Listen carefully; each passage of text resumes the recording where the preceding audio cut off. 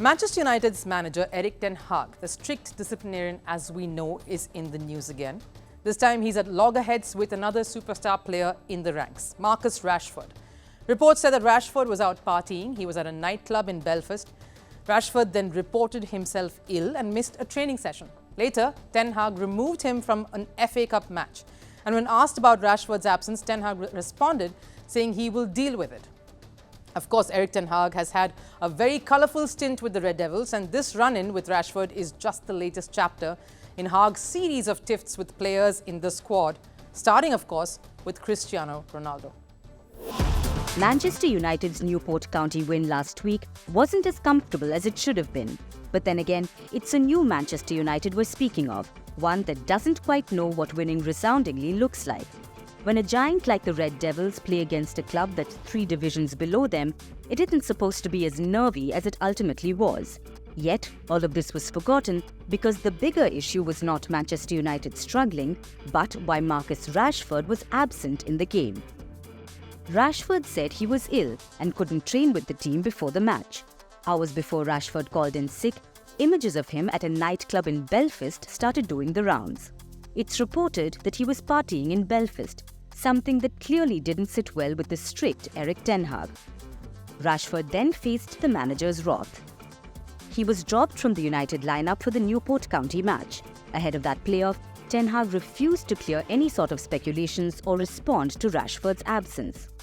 So was Rashford removed from the squad as punishment? Ten Hag didn't say it out loud.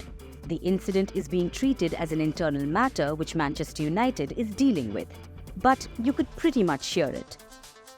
Reports say Rashford was fined over $800,000 by Manchester United as punishment. That's approximately 2 weeks of his pay.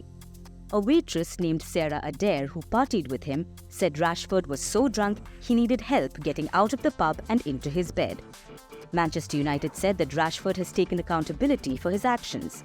He's available for United's trip to Wolverhampton. For now, though, the incident seems to be shut.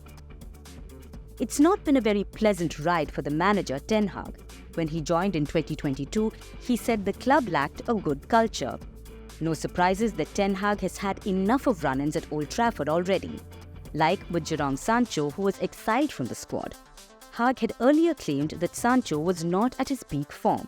Sancho had vehemently disagreed, saying he was being made the scapegoat. That row ended in a bitter note with the two separating. In fact, earlier this month, Jadon Sancho returned to Borussia Dortmund on loan. Ironically, it's the same team Manchester United had signed him from for a fee of about $100 million in one of the highest transfer fees in the history of the Premier League. How can we forget the whole saga involving Cristiano Ronaldo and Ten Hag? United terminated his contract just before Portugal's World Cup campaign in 2022. Ronaldo had given an explosive interview to Piers Morgan thereafter, where he openly criticized Ten Hag. He said he didn't respect Erik Ten Hag and his methods. During a match against the Tottenham Hotspurs in 2022, Ronaldo, who was called in as a substitute, refused to take the field when he was called on in the 89th minute. Since that episode, he was dropped from the squad. So conflicts and Ten Hag are clearly companions. He doesn't like his authority undermined, and for that he goes to any extent.